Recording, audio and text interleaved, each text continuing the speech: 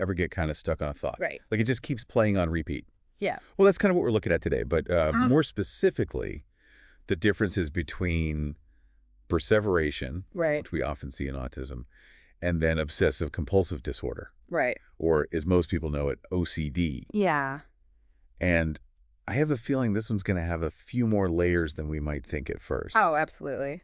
If you- Understanding the nuances is really important because it shapes how we approach and support individuals who are experiencing these things, and it's not always clear-cut from the outside. Right. Yeah, for sure. Yeah. So when we use the term like perseveration, especially in the world of autism, Yeah. what are we actually talking about? Well, you know how you get a song stuck in your head? Oh, yeah. Imagine that. But instead of a catchy tune, it's a thought, an idea, even an activity that keeps replaying. Go ahead. So in the context of autism, we often see this as like repeating conversations in their mind, asking the same questions again and again, or even engaging in repetitive movements, which some people call stimming. So to give an example, are we talking about like if someone's really interested in trains, Right. they might constantly bring up train schedules, even if it's not really relevant to what we're talking about at the moment? Exactly. Or a child who's flapping their hands or rocking back and forth, maybe as a way to like self-regulate, Right. manage sensory input. So those are all forms of perseveration. Those could be. Yeah. Okay. And this is where it gets interesting because some of those examples, at least on the surface, sound a little bit like things that people associate with OCD, right? Yeah, you're right. The repetition anxieties, Yeah, potentially. There's definitely some overlap on the surface. Right. So we should probably clarify what makes OCD distinct. Okay. At its core, OCD has two main components: obsessions and compulsions. Okay, so let's break those down a little bit. When we say obsessions, Yeah. what are we talking about? So obsessions are those unwanted, intrusive thoughts that kind of pop into your head, and they often trigger this wave of anxiety. Right. So you could think of it as a persistent, nagging fear that you left the stove on or the door unlocked, or even like a fear of contamination. So it's not just like a fleeting worry. It's this really intense, Right. inescapable feeling Yeah. that something bad is going to happen. Yeah, and those fears tend to kind of cluster around specific themes. So like contamination, harm, or needing things to be just right. Okay. So it can really latch onto those. Interesting. And then that's where the compulsion comes in, right? Yeah, It's like trying to manage those really intense anxieties. exactly. Compulsions are the things people with OCD feel like they need to do. Right. Whether it's a behavior or a mental act, Yeah. they feel driven to do these things to alleviate the anxiety those obsessions cause. So to use that example of leaving the stove on, someone with OCD might repeatedly check the stove, even if they like logically know that they turned it off. Yeah, It's yeah. like their brain is just stuck in this loop of trying to make sure. Exactly, and it creates this cycle where Yeah. you have these anxiety-provoking thoughts, and then those fuel these repetitive behaviors, and it can be so hard to break free from that. And that's what I think is so interesting here. Yeah. We see these patterns of repetitive thoughts and behaviors, both with the perseveration really, and with OCD. Mm-hmm. So how do we even begin to like tease those apart? You're right, it's super complex, and to make it even more complicated, both of them can be rooted in anxiety, Right. and both can have a big impact on daily life. Yeah. But the key difference is the why. Okay. Like, what's the motivation and the function behind these behaviors? Okay. So when we're thinking about perseveration and autism, it's often about coping with stress Okay. or managing sensory overload or like needing to have predictable routines. It's not so much about the anxiety tied to a specific outcome, like with OCD.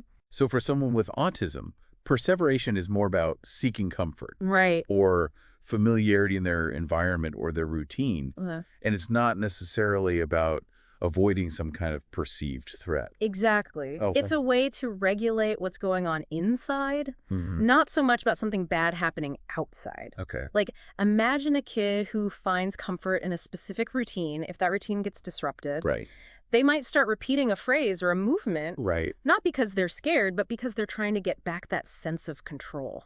That makes a lot of sense. It's how they self-soothe Yeah. and navigate a world that can be really overwhelming sometimes. Yeah, absolutely. And another big difference is the awareness piece. Okay. Someone with autism might not always realize they're doing these things, these perseverative thoughts or actions. No. It's not a conscious choice. Right. It's often unconscious, just automatic. Interesting. But with OCD, people are usually very aware. Yeah. They know these obsessions and compulsions are there. Right. They recognize that their thoughts might not make sense, but they can't just make them stop. Right. And they do these compulsions even though they know it probably won't change anything. Right. But that anxiety is just too much to handle. It sounds really, really difficult.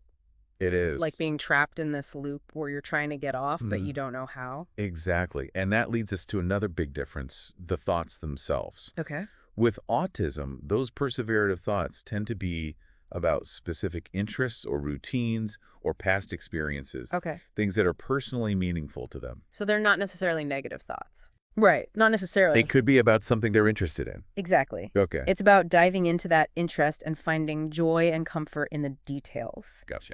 Whereas OCD, those thoughts tend to be intrusive and distressing. Right. Centered around those fears we were talking about before, contamination, harm, Okay. unwanted outcomes, that kind of thing. Wow. It's like, as you're explaining, it's like a light just went on for me. Yeah. I can see those differences so much more clearly now. Oh, good. I'm glad. But knowing the difference is only part of the battle, right? Right. Like, how do we use this information to better support people who are going through these things? Absolutely. That's the most important part. Yeah. Understanding is crucial, but we need to act on it too. Right. And the good news is our sources offer some really helpful strategies Okay, great. for both perseveration in autism and OCD. Okay, so let's hear, what are some practical things we can do? Let's start with the perseveration in autism. Okay, so one of the best things you can do, especially with younger people, is create predictability. Okay. Visual schedules, clear routines, give them warnings about changes.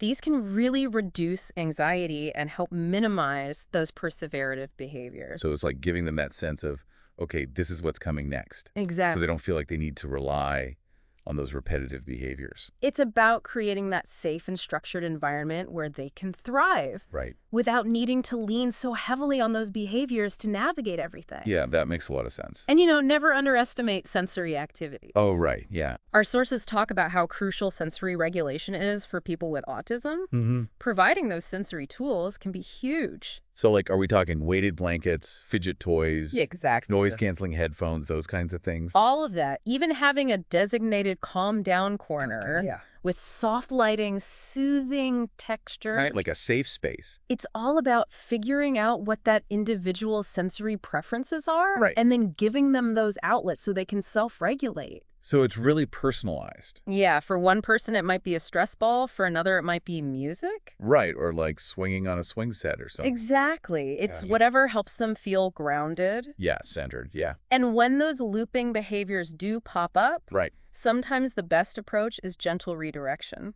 So instead of saying stop doing that, Right, which can feel kind of jarring. you can try saying something like, hey, I noticed you're really into that train schedule right now. Okay. Would you want to see this cool book about trains I found? Right, so you're acknowledging their interest, Exactly. but gently guiding them somewhere else. Exactly. Interesting, okay. Now, switching gears a little bit to supporting someone with OCD. Okay. Our sources highlight therapies like CBT as being really effective. Yeah, I've heard a lot about CBT. What is it about CBT that helps, manage those thoughts and those compulsions? So in CBT, people learn to, first of all, identify those unhealthy thought patterns, Okay, challenge them, and then develop healthier ways to cope with their anxieties. got it. And one specific technique they use for OCD is called exposure and response prevention. Or ERP, I've heard it called that too. Yeah, ERP. So what's that all about? Basically, it's about gradually and safely confronting their fears. Okay. So instead of doing that compulsion to reduce anxiety, they learn to sit with the discomfort. Okay. And they realize that anxiety naturally lessens over time. So you're breaking that cycle of avoidance. Exactly. Okay. And it can be super empowering. Right, because you're not letting those compulsions control you. Right. You're facing the fear head on. Yeah, that's powerful. And another thing we shouldn't forget is the importance of support groups. Oh, yeah, that's huge for any kind of struggle. Just connecting with people who get it, Yeah. it reduces that sense of isolation.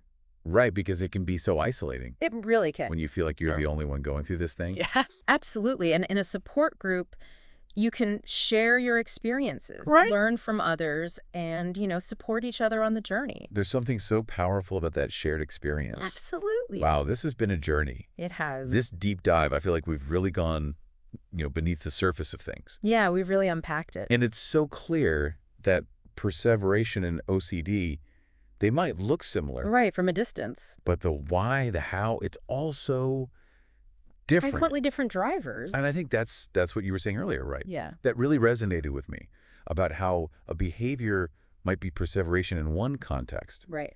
but then in another context, it's OCD. It really highlights how complex we are. Yeah. And the importance of really looking at the individual. Because you can't just look at the behavior. Exactly. You have to understand the person, the context, everything. 100%. This has been fantastic. Thank you so much for being here and sharing your expertise with everyone. It's been my pleasure. I love these conversations. Yeah, and to everyone listening, we hope this has given you a better understanding of these two really complex topics. We'll see you next time.